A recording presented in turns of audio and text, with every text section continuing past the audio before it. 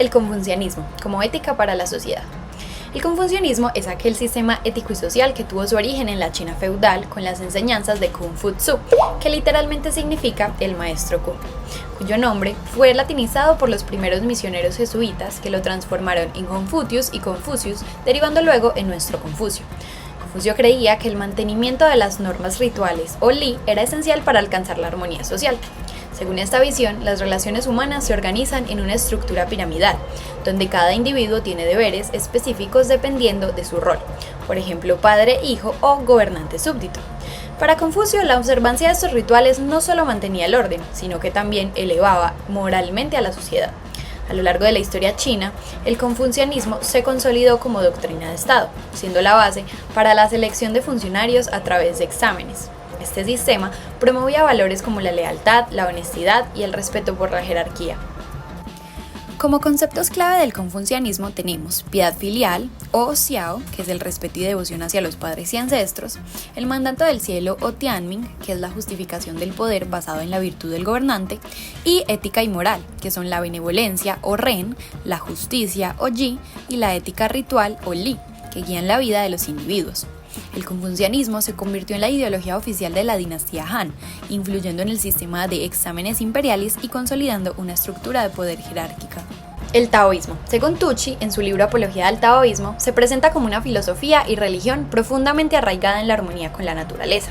El Tao, camino o principio, es el principio fundamental del taoísmo, considerando la fuerza que da origen al universo, pero que también está más allá de cualquier descripción o comprensión humana. El taoísmo no sigue dogmas fijos, sino que promueve una vida sencilla y natural, donde la espontaneidad y la fluidez son clave.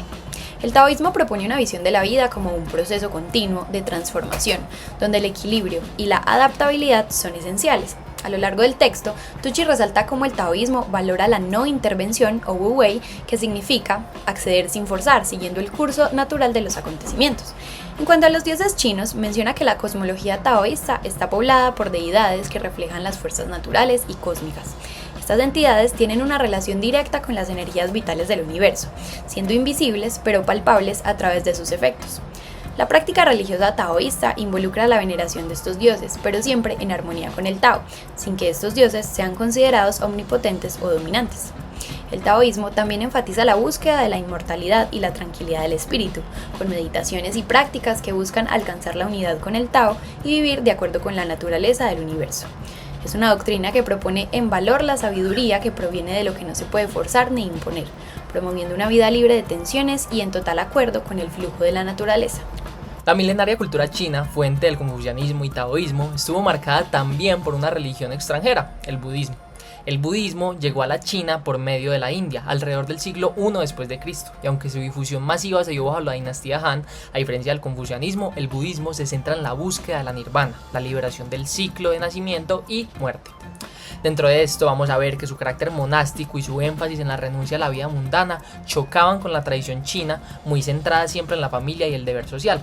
Y para sobrevivir, el budismo se adaptó a las costumbres locales, asimilando aspectos del taoísmo y el culto a los antepasados. Por ejemplo, durante la dinastía Tang, las prácticas budistas incluyeron rituales y mitologías que buscaban armonizarse principalmente con la cosmovisión china. A pesar de esto y de las persecuciones periódicas por parte de algunos emperadores, el budismo también pudo dejar una huella profunda en las artes, la literatura y las prácticas funerarias chinas de la época. Ahora vamos a hablar del culto con los antepasados, el cual es un vínculo con el pasado. El culto a los antepasados es una práctica que es central dentro de la espiritualidad china. Esta tradición no solo implica el rendir homenaje a los familiares que ya han fallecido mediante rituales, sino que también refuerza la idea de que los vivos tienen la responsabilidad permanente de cuidar a sus ancestros de manera espiritual. El surgimiento del culto a los antepasados en China se remonta al periodo neolítico y parece estar relacionado con la consolidación de entidades políticas dentro del tipo de las jefaturas, en cuyo seno se estableció una jerarquía social que se refleja, entre otros aspectos, en un tratamiento mortuorio diferencial. En estas sociedades complejas, tempranas, solamente determinados individuos de un grupo de parentesco en particular deben de haberse convertido en objeto de una veneración especial, que se diferencia de una atención general brindada en un culto a la muerte.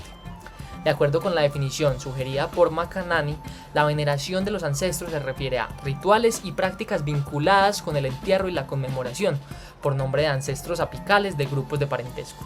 Tal como anotaba ya el antropólogo Fortes, un espíritu ancestral no es considerado como una especie de ser nebuloso o una presencia mística, pero en primer lugar como un nombre unido a una reliquia y representa una validación ritual de la ascendencia de un linaje y la intervención mística en asuntos humanos. Este culto está vinculado al concepto del mandato del cielo, que sostiene que el bienestar de una familia es un estado que depende del cumplimiento de los deberes hacia los antepasados. Los rituales incluyen ofrendas de alimentos, incienso y oraciones, buscando garantizar la protección y prosperidad de los descendientes. En resumen, las religiones chinas no solo se centran en lo espiritual, sino que también influyen en la vida cotidiana, las relaciones sociales y el orden político, mientras que el confucianismo ofrece una guía ética para el comportamiento. El budismo introduce una dimensión espiritual y de trascendencia, y el culto a los antepasados fortalece el lazo entre el pasado y el presente de manera permanente. El pensamiento chino no solo se basa en doctrinas religiosas, sino también en principios filosóficos como el yin-yang. El yin-yang son fuerzas complementarias que rigen el universo. No son opuestos absolutos, sino interdependientes y en constante cambio. El concepto del yin-yang tiene su primera mención en el Jing Jing o I Ching, libro de las mutaciones, un texto clásico chino que describe cómo el universo está en constante cambio. Se representa con el símbolo Tai Hi Tu, el círculo dividido en dos mitades, blanca y negra, que ilustra la interacción dinámica entre estas dos fuerzas. Dentro de los 5 principios del Yin-Yang vamos a ver en primer lugar a la infinitud, que nos habla de que todo en el universo tiene una cualidad Yin o Yang en diferentes grados. En segundo lugar vemos la oposición, donde vemos fuerzas contrarias, como día y noche, pero que no se anulan. En tercer lugar está la interdependencia, donde no puede existir de forma aislada. Por ejemplo, no hay calor sin frío.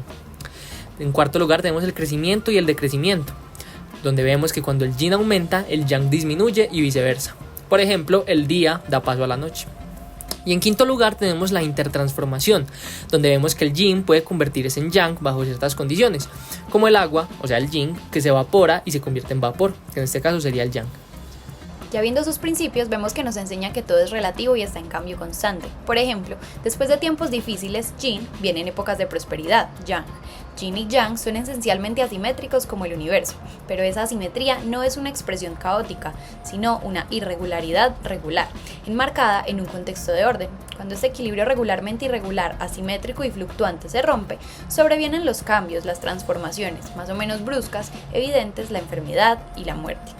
Gracias por acompañarnos en este recorrido por las tradiciones religiosas de China.